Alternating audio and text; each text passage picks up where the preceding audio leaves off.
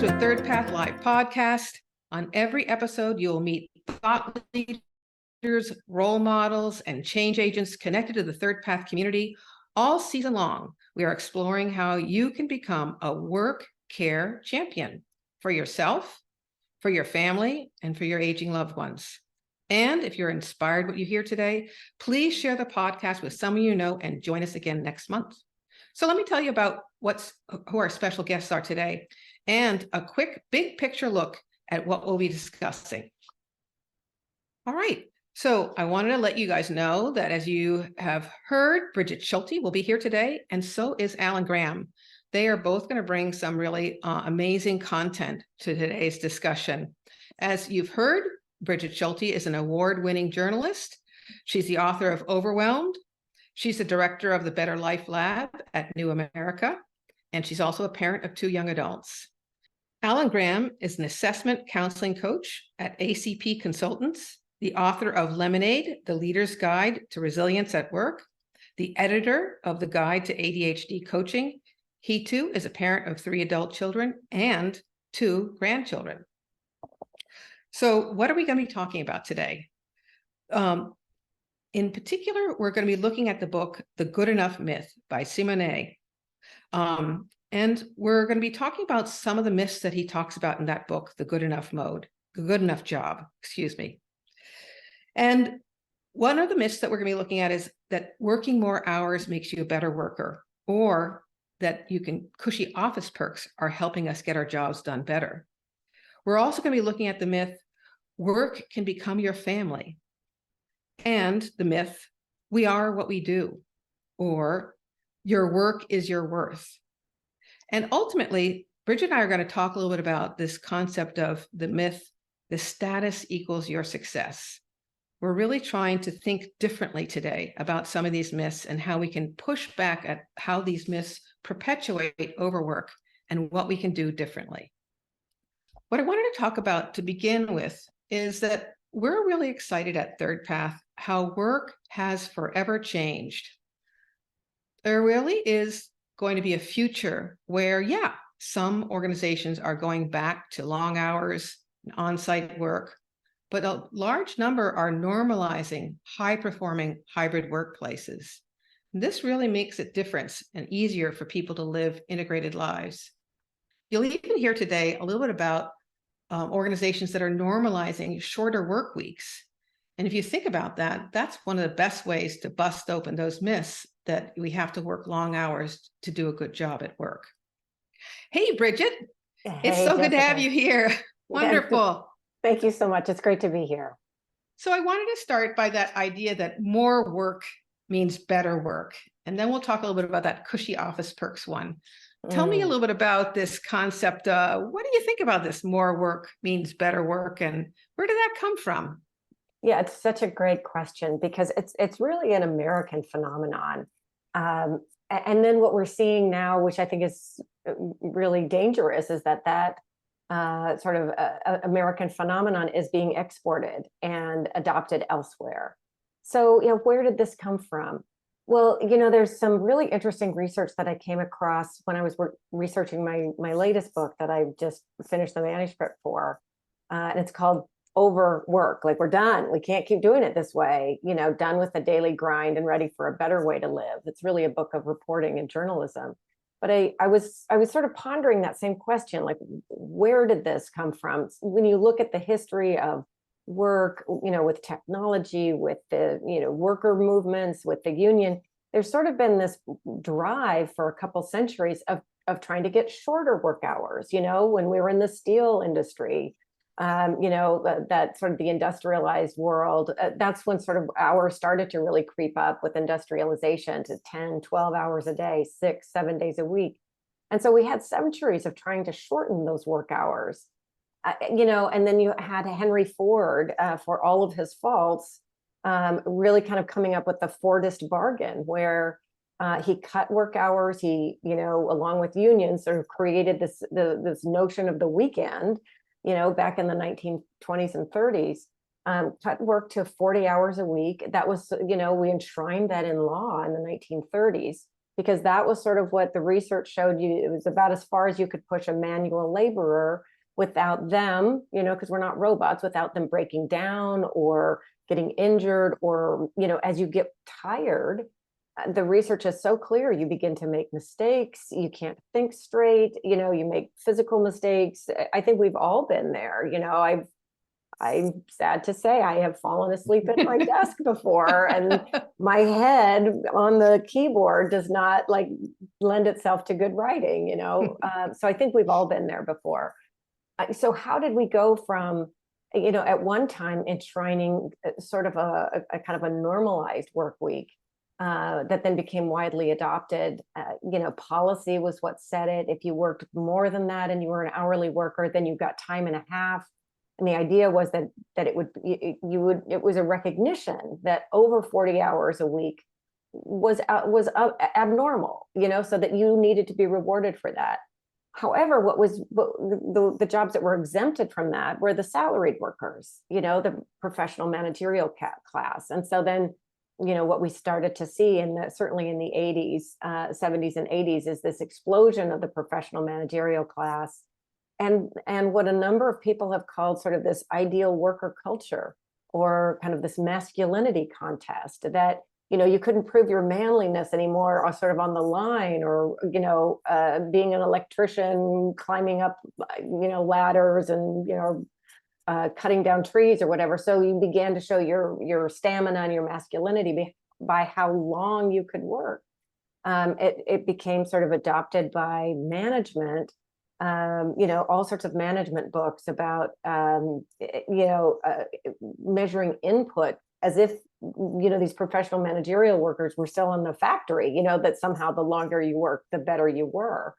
And for the longest time, sort of, if you overworked in the 50s or 60s, just like you said, you basically were gifting your time to the company. You didn't get any kind of financial reward. And that did start to change at the turn of the last century. You can particularly see that in banking and finance, in law. So why that happened? So this is the interesting research that I came across, that we have what this one researcher calls sort of a morality around hard work, that we just, and it might be evolutionary. Think about it. You're back in caveman times, or, cave people times. Your survival depends on being in a community that will help you survive. So you want to be in partnership or cooperation with someone that you see is out hunting and gathering and chopping wood. And so you want to be in partnership with people like that. So there are these researchers that argue that that's sort of a leftover from evolution, that we see others and it seems like they're working really hard. So we think that they're better people. We think that they are more worthy, that there's a certain kind of almost morality to it. And so it's a very, very deep human kind of psychological phenomenon that we're really wrapped up in, that's completely misdirected right now. And I would add things like over the last 20 years, this concept of, for example, these cushy office perks. I mean, that really perpetuated it, because it became, this concept that you could just be at work all the time, and you could do your dry cleaning at work, and you could get your meals at work, and you could, do everything. You never had to leave the workplace, because there was everything, all your needs were met at the workplace. And I'd say that then kind of brought us to this place where we started thinking that we could see our work as our family. Hey, I spend so much time here. These are my best people. I love these people. Work becomes our family. What's the danger when work becomes our family? Well, it's hugely dangerous. It's, nobody can fire you from your family, right? You might be estranged, but you're always a daughter or a sister or a brother or son. So the danger is, it's really masked exploitation is what it really is. You've got the work as your family. You've got follow your passion, do what you love. Work is your calling. I mean, I come from most of my career spent in journalism, where you earn literally nothing for the hours that you put in, because you're supposed to be called to it, that there's something special about you or about doing this, and you're doing it for democracy. And so it's okay that we don't pay you very much. And so this is sort of something that has become really embedded in a lot of our, now I'm in the nonprofit sector. It's the same thing, it's like, it really is, I mean, I hate to say it, along with a lot of wellness programs, it's sort of, I don't know, the soft gauzy blanket of worker exploitation. Yeah, no. And I was talking to Brigid before this event to talk a little bit about, I mean, really, it doesn't mean you can't foster strong relationships at work. And in fact, we'll be doing some more looking at hybrid workplaces. And to have a really successful hybrid workplace, we really need to get smart at building strong relationships at work, whatever that takes, because it is a critical ingredient to these new forms of workplaces to really create strong relationships where people don't feel disconnected, no matter where they work, but instead they feel like they're being mentored and making the right connections and have the right network. So we're not saying that building relationships at work isn't important. It's actually critically important. The difference is when we start having it become all inclusive. All of our friends are work focused. We don't have a life outside of work. Out of Office did a great job talking about this because the two authors confessed that they had kind of made all of their friends at work. And they talk in Out of Office about how they started investing in their neighborhoods and their neighbors and building relationships in their communities, and how healthy that was for them and how healthy that was for our communities. Any other thoughts about this balance between, yes, relationships at work, but they're not our family? Any other thoughts before we talk about that real big one, status and success one? Yeah, it's interesting, and this is sort of linked to the next topic. But as I was reading the book, The Good Enough Job, which we're talking about today, it was a really interesting book. He tells one story, and he talks about enmeshment.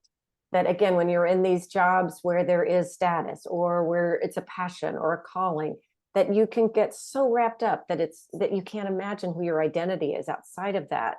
And so I think that's what's, and I'm sort of straddling both conversations, because you're absolutely right. To get work done, we do need to cooperate with others. We need to feel like we belong, that our work is meaningful, but it's not the only meaning in our lives. It is not our only identity. And it is perfectly fine to have, colleagues and work friends, and understand sort of where those lines are, where the boundaries are. Yeah. I worked for many years at the Washington Post, and they're just now laying off it's a second round of layoffs. And it was really interesting that we're getting these emails from people who are considering, or their buyouts probably in advance of layoffs, and people trying to decide whether or not to take the buyout. And one of the questions to people who'd left the Post is their life after the Post? Who will I be without this identity as a Washington Post staff writer? And I remember going through that. It was a really difficult process. And so reading about enmeshment really helped me see that we become so enmeshed in the work culture.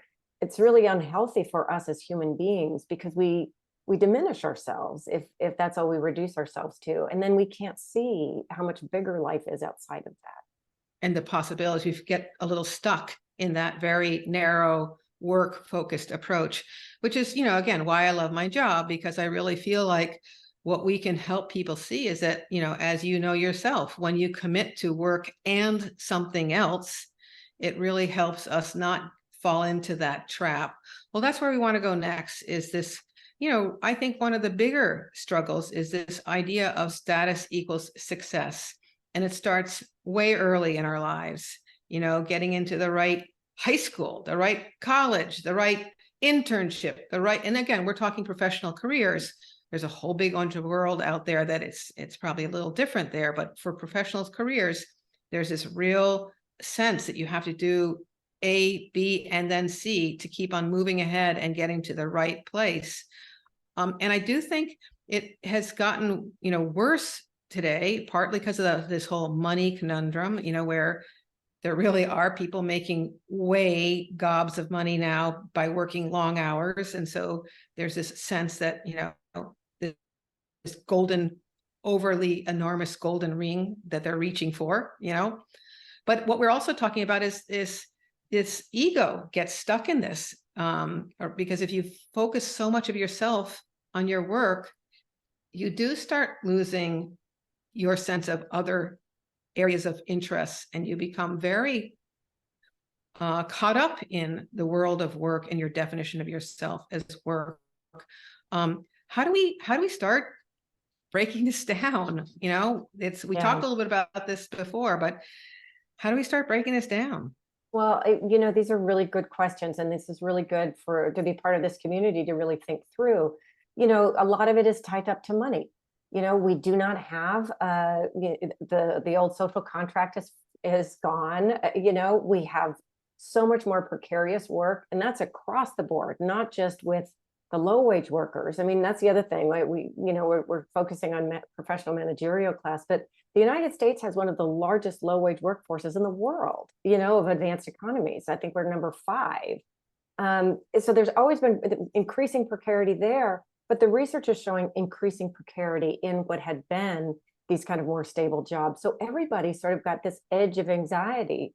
And because we don't have a social contract, because we don't have the public policies that would actually support human life, you have to work to survive and, look at costs and inflation. And yeah, I've got 2 young adults. I just got through college and now I've got massive medical bills. It's like, it's a lot of money to live in the United States. So no wonder we get so tied up with work. So in some ways, I don't blame people. And yet then, Juliet Schor famously wrote, then we get caught up in these vicious cycles of work and spend. And some of it not through simply because of the political and economic structure that we're living in. All right, so what do you do? And I think this is where kind of recognizing this, being aware, is sort of the first step that you've got to take, seeing where you're swimming in the water, and then really reflecting on yourself. What is success for you? What is enough for you and your family? What does that look like? And can work be part of the means to that end rather than the end in itself? So the first big journey, the awareness is sort of a mental journey that we need to take. And then honestly, one of the things that I write a lot about how we need big structural change. Well, how are we going to get there? It takes a lot of individual actions to get there. So put on your oxygen mask, do what you need to do to kind of figure that out for yourself. And then, recognize that your actions will also ripple out, because you'll be a role model for others, and also be part of these conversations. Keep these conversations going. Keep these questions uppermost in mind. Question, well, why is it that CEOs used to earn 30 times what a worker did, a couple decades ago, and now it's as much as 1,000 times more? It's like, why are we working harder and we're not enjoying the fruits of the labor, unless you're in those very rarefied professions like law and finance. For the rest of us in journalism and nonprofits, you work more and more, you don't get more money. I can tell you that right now. Yeah, no. And Brigid, thank you that's what's so exciting about the book that you're writing, is it really does talk about the whole landscape and how this is impacting low wage workers and all workers. And it's really critical. You're bringing, I had a little sneak peek, and I can tell that you're bringing something that's going to really be powerful for the community and this conversation. But what's exciting to me, just one other way I think that this is an opportunity, and why ThirdPath focuses on professional careers, is what we've seen over and over again is when you support professionals to follow this integrated path over the course of their career, they then become the change agents. They then do it differently for their teams. They then do it differently because they create a different organization following different rules. I think, you remember from last year, we had Alex Pang on. One of the motivators of a 4-day work week is overworked leaders who said, enough already. I want a workplace where I really work 4 days, not 4 days sneaking into 5. And Alex Pang looked at workplaces where they are paying the same wage for 4 days that they did for 5. And they are doing that because they've been able to become more productive in those days that they're working. And so there really are some good answers if we keep this conversation going and keep on imagining these workplaces that support people to live better lives. So in a second, what I'm going to do next, and you get to say the last word before I do it, is I'm going to switch and have Alan Graham join us. And I am going to have Alan talk a little bit about some people he's helped make some changes. Any last thoughts before we switch up and hear from Alan? Yeah, just the last thing that I'll say is that it is possible. And, again, going back to sort of your own individual agency, because honestly, sometimes that's the only thing that we can control. I went to Iceland. Alex was very helpful introducing me to great people who I spent time with over there to really understand, well, how do you get to a 4-day work week? Because I was just as skeptical, and frankly, I want to figure out how to do it. And what it really does, it's great. It's not doing, cramming your work and doing it faster. It's really rethinking what is the value and purpose of your work? What is it you're actually doing? What creates value? How do you organize the day to focus on that? Sort of an honest work redesign is what it really is. And it's so possible. A lot of it is about cutting out like garbage meetings and challenging the status quo. And a lot of going to different companies and different workplaces, police departments, and childcare centers, places that you wouldn't think wouldn't be able to do a shorter work week. And seeing that they were able to do it because they went through the day and asked those bigger questions. So those are things that we can control. And even if we're in an organization or in a team that isn't doing it or doesn't understand it, we can lead the way by showing that value, by showing kind of switching from input to output, if you will. Because ultimately that is what does make the world go round of work, and really focusing on that and being kind of an evangelist can go a long way. Wonderful, wonderful. All right, well, we're going to come back to you. Don't forget, at the very end, we'll hear from Brigid again. We're going to switch now to talk to Alan and about his case studies and how he's really been helping people make some change. Alan, yay. And thanks again for sharing some of those wonderful stories ahead of time. What was so fun in each of the stories that you're going to share with us was how many of the ideas you're helping people implement are things we teach at ThirdPath. So it was just, of course, made me very happy. It confirmed we were on the right path. So Alan, tell us a little bit about some of the people you've helped make some changes. Sure. Well, just as a context, I'm a licensed psychologist. And for the most part of my career, for the first 20 years of my career, I did a lot of work with children and adolescents. I still do. So I still have my rights.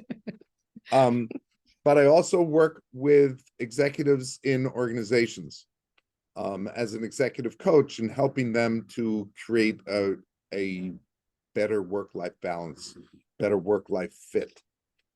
So I've got a few stories of people that I've worked with. So one is a woman who was the general manager of a division at a pharma company, which managed $1 billion in revenue. And they put her there because this was a division that was losing money. No, it wasn't losing money. It was kind of stable. And they put her there. And her initial thought was that they were putting her out to pasture. She wasn't in one of the growth areas of the company. And luckily they gave her a coach, which was a good thing. But before she got the coach, she was working like crazy because she felt that it was her job. She was going to have to, build up this brand. She's going to have to increase revenues, do all this kind of stuff. And so she spent all her time and everything was an emergency. So someone's let her know that they needed this report in another part of the organization and they needed it by the next morning. That was emergency. She had to go start working. And so everything was emergency. So part of my life is as a clinical psychologist and part of my life is as an executive coach. So I said, well, let's talk about what is a real emergency. So I get a phone call from a patient who's 25 years old, who's suicidal, and she's out sitting at a pier on Lake Michigan, about to jump in. That's an emergency that you have to act on. That there is a report that needs to be done that somebody wants in the morning, not so much. So keep that perspective about what an emergency was. She took that to heart and began to organize and manage her time better so that she wasn't working late hours at night. And in fact, she started doing something that now I've actually seen other people do on their emails. At the bottom of the email, it says, just because I sent you this email late doesn't mean you have to respond to it now. You can respond to it during regular business hours. Thank God. Yeah, yeah, absolutely. No, you're totally reminding me of one of the third path leaders who's married to someone who works in the emergency room. And literally those conversations at night help him remember, yes, he works at an organization and it's not an emergency. I mean, there are some things, it's prioritizing is what you're talking about and getting really clear. Is this really top priority? Is it something that we always joke at Third Path you can do in good enough mode Right. or do in a little bit of slower mode? So thanks, Alan. That's a great example. Is it really an emergency? Yes, really. So the next one I want to talk about is a guy who I was coaching at an advertising agency, and this was a high potential program. So this guy, he was going to be up into upper management at some point because he was a star, but he spent all his time working at night, catching up on his work because he felt that he needed to be as available to his team. He always had his door open so he could talk to people and stuff like that. So I suggested to him, I said, so what happens when you are on an appointment outside of the office? What do people do? They can't get you right away. She goes, oh, they make an appointment with me. What an amazing thing. So what would happen if you took some time during the block of the day and just closed your door and let your admin know that you're busy and close the door so you're not available? And his first response was, you mean I can do that? Well, yeah. So he started to do that, and amazing how his productivity increased. Yeah. Because he had blocks of time during the course of the day where he could get the work done, and the people didn't feel that he was any less accessible. In fact, I would argue, Alan, he was role modeling to them. Again, another concept we literally teach in our overwhelm mitigation groups. We call it quiet time. In Yeah. order to get your work done, you actually need some quiet, uninterrupted work time. And what you're doing and what he was doing was modeling this to people and encouraging people to do the same. Wonderful example. Okay, great. All right. How else has your wisdom in helping people? So I'm working with an attorney who was spending her weekends working because she wasn't efficient with her time. You know, I'm an ADD coach as well, so she had ADD, so efficiency has been her challenge. So we've been working on building systems that can make her stay more on top of things and to relieve her of having to be scattered and doing work all the time. But the other thing that we worked on was delegation. When you're an executive, you don't have to do everything. And I like the concept of good enough, that there are people around you that can do it good enough. Let them. I like to tell them, I said, you're an attorney and you bill out, depending on the billing, $500 to $900 an hour. Is it worth $900 an hour to make a list? Don't you think that you could delegate that to one of your assistants? Yeah. Yeah. And so again, again, you're right. Another really important thing. And I think, again, as people move ahead in their careers, managing others can be challenging, but the way you make it less challenging, build a sense of teamwork and have really great delegation happening. And I'm sure your lawyer's friend is finding, sometimes when you delegate something, your team does a better job than you do because they bring a new perspective to it. So another great example. Incredible. So one more. So I'm working with a banker, has 2 kids. One of them's in high school, one's starting college. The banker has ADD. And again, he's spending lots of time doing work. Luckily, he got me. And so we talked about a hybrid work environment. So when COVID came, he was totally remote. And then they're having him come back to the office. But we talked about and helped him be able to carve out at least a couple of days a week that he doesn't have to go in. And he's a health nut. So we talked about, how do you want to maintain your health? Because this is important. So he lives in a Chicago suburb. His office is downtown. He decided he's going to bike to work. So he doesn't take the train. He bikes to work. And so this helps him to be more on track with himself and feel that he's taking care of himself as well. And by doing that, he's getting his exercise that he needs. He's meditating, so he's staying focused, and he's more available to his family. And so, you know, they went to college with their child to move them in, and they spent a few days there because he could. And so again, it was the point of taking the hybrid work environment and adapting it to how it works for you, so that you can have more time for other things in your life. Yeah. Yeah. And it's such a great example, Alan, of why a hybrid workplace is such a powerful thing. People come to work with different skills, needs, abilities. And when we widen the options of how they can do their work, and, you know, for some, working from home becomes a really great way to keep their focus, and to, you know, weave in meditation as a way to keep their focus, or take a walk outside to keep their focus. For others, they might want to work on site. But what happens in a hybrid is you're helping them figure out how to make the most of those opportunities, so they can do a great job doing focus work. Maybe that's at home, doing that interconnected work. Maybe that's at the workplace. And you're helping them kind of sharpen those ideas of how to make the most of today's workplace, or what I believe, increasingly diverse workplaces, and people really finding the ones that really help them do their best work and their best lives.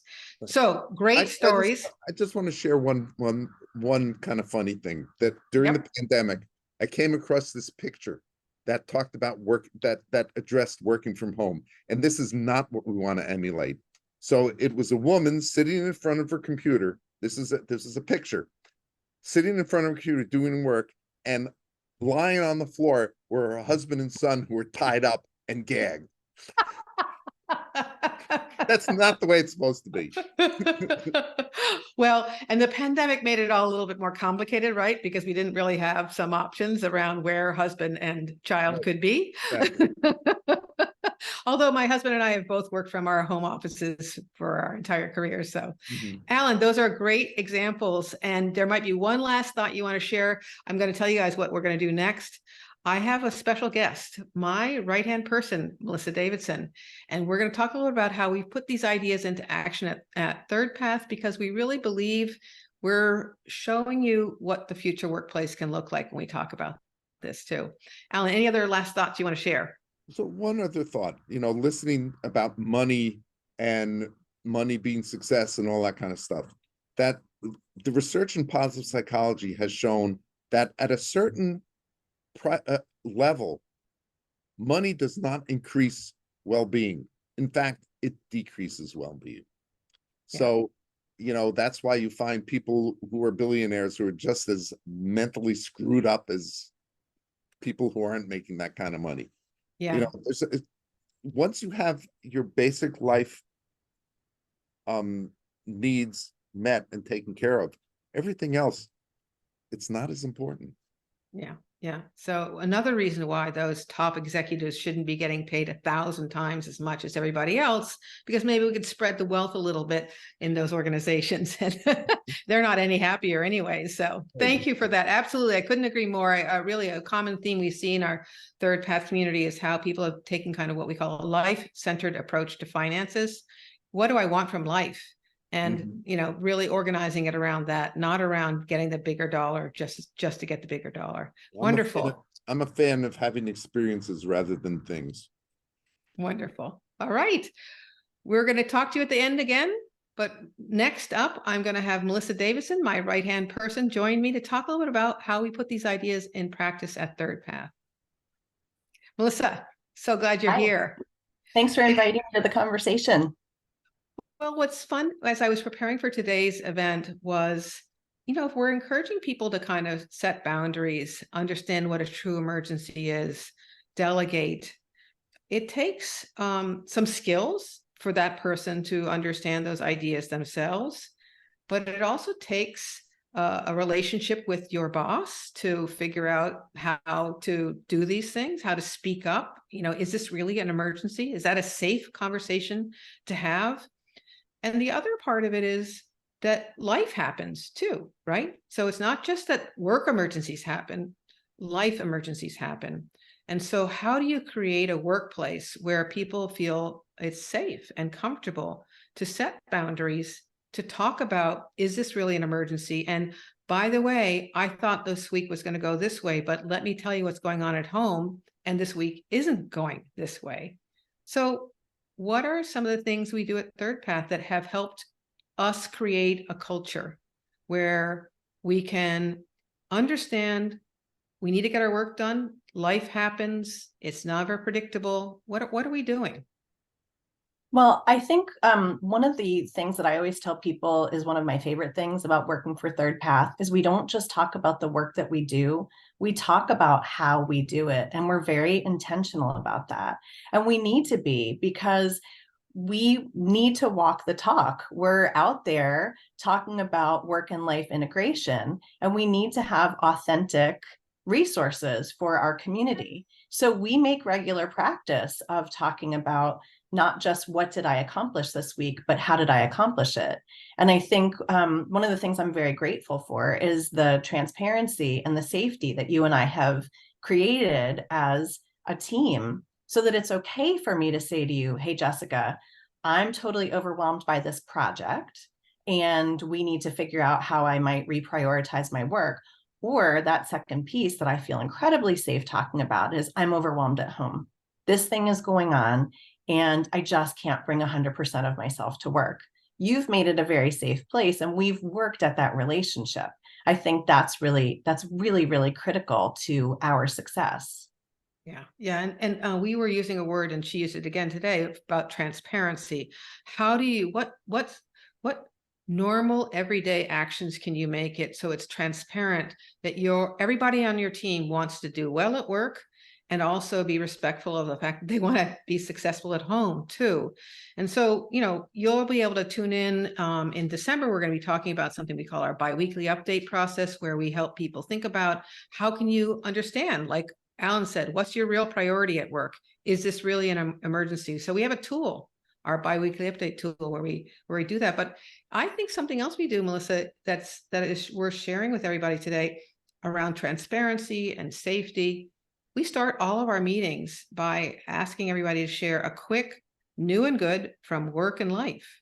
So every time we get together, in fact, every time you and I get together, just the two of us, we share a new and good from work and life. And we've learned two things about that. One, it helps me get to know you, your whole life, not just your work life, in a way that's very easy and quick. And two, not every employee wants to do it the same way. So we can be respectful that some want to share more about their lives and some don't. And that's easy to embrace and allow for. And so I think we've developed some tools to make it very comfortable and transparent and every day for us to talk about both our work and life goals. What would you add about transparency and communication? Anything else? Well, I think the other important thing that we've worked on is knowing that each team member has their own style. You're alluding to that. And just because I feel really comfortable sharing every detail about my personal life doesn't mean that that's how we expect everybody to work. And so you and I have talked about that, not just within ThirdPath, but we've talked about how do we translate that for other organizations. And it really does come down to trust. It comes down to what you model, the way you share, the way you encourage, but also that you've hired specific people. We've been really intentional about who's part of the team, and we trust that if somebody says, I've got something going on, that's enough. It doesn't need to be more than that. I would say the other thing that I want to be sure that we don't lose sight of is your respect around me saying I've got a need for quiet time. Or me, when I say I really can't get this accomplished, I don't know, because of the way our team is structured, I'm not sure I would necessarily call it delegation, but the way we share. And I think those are some of the important things that we talk about with our overwhelm mitigation group participants is, how do you create that quiet time? Is it okay for me to say, I'm not responding to every email right now? You're really clear about, I did this email at 4 o'clock in the morning because I'm awake and I have never felt pressure to make sure I'm checking it off hours. I know it's okay. And I don't have fear for my status in our organization based on whether I overwork because I'm not supposed to, and or whether I'm 100% responsive 100% of the time. The last thing I'd like to say, Jessica, is that we are 100% remote. And we do make all of this work. It's part of the culture of our organization. But even being 100% remote, we have that trust. You know what the core hours are that you're expecting to be able to reach me. I know what the core hours are that I can reach my other team members. And I think that it's setting a lot of the structure in place and then the culture of our organization. And I'm just going to go back to, we work really hard at walking the talk. Yeah, thank you for sharing all this. And I want to remind everybody, we've got a lot of free resources on our website, including, we're talking about some skills that we have all developed at ThirdPath, work-life integration skills, and you'll find that right on our free resource page. Melissa, this was awesome. Thank you for inspiring people that we can really create a different kind of workplace that supports everybody to have time for their lives. So we're getting close to the ending. Thanks, Melissa. Okay. So we're close to the ending. We are going to give Brigid, Alan, and the last word. So I'm just taking a moment to just remind you that, yes, on our website, you will find lots of great free resources, including some information about, these work-life integration skills that we believe are actually really critical for all employees. You can also continue the conversation by joining our Trailblazers Facebook group or following us on social media, and coming back in a month for our next Thursdays with ThirdPath Live podcast. And as you can see, our nonprofit has been successfully building a community of role models and change agents. Help us continue this work and support our free resources by making a donation online today. All right, I can't believe the hour has flown by. As I promised, you both brought so much vision around what's possible, both at the workplace and for people individually. It was really fun to hear all of this. So before I ask for your last piece of advice, Brigid or Alan, any last thoughts you want to talk about what you've heard today that you think are important to kind of put out there? So one of the things we're hearing is, work being who you are. And because I also work with kids, I always used to ask a kid, what do you want to be when you grow up? I've now changed that. Now I say, what do you want to be doing when you grow up? Because we aren't just who we are at work. Fabulous. Thank you for that. That's wonderful. In fact, I think that's something that the author of Good Enough Job talks about too. That's wonderful. Brigid, anything else you want to say? And then I'm going to ask you both if you have one last word of wisdom. Well, just to build on Alan's point, and just as you said, I was really struck at the end of the book. We're so wedded to what do you do, that question. So very much like Alan was saying, the author has started to ask people, what do you like to do? And I think that that's just a really smart, small thing that we can begin to do that will help shift our own mindsets as well as those around us. Yeah. And just to give you guys a sense of perspective, kids grow up. And so we're now empty nesters, and I have time on my hand, which is a really weird place to be. But it happens. And so like if someone asked me that question, I'd tell them, hey, I've been quilting. And I've been making quilts for my nieces and nephews who are getting married. And it's just so much fun to have just one more thing in your life. So if you guys had asked me that question, I could have really had fun answering it. So I applaud that question. It's a really good one. We can really ask, what do you enjoy doing? Alan, one last word of advice for folks listening in today who want to really push back at those overwork myths. And then I'll ask Brigid. Well, I'm a fan of fun.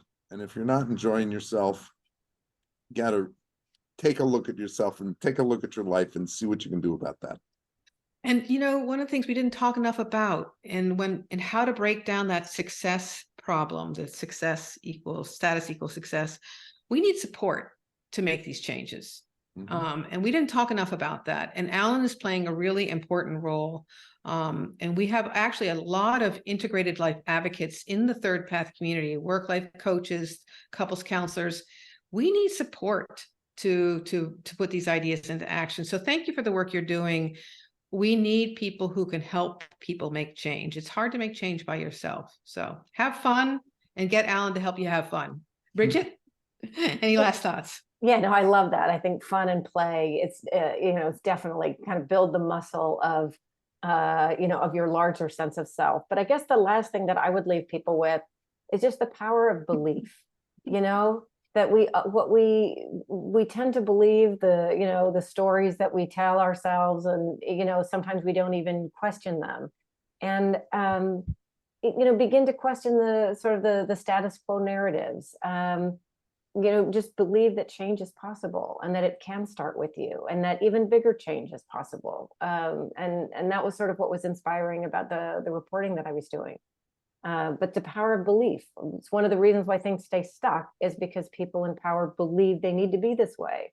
So if enough of us believe something different, that's when things can change. Yeah. And I was thinking about, as I got ready for today, not getting confused that when we're reaching for this goal and we have a week or a month where it feels overwhelming at work, that doesn't mean we've failed. That's just a moment in time where it's a little bit harder. And then we get back on track to reaching for those goals of imagining a life that's truly an integrated life. Thank you both for doing the work you're doing.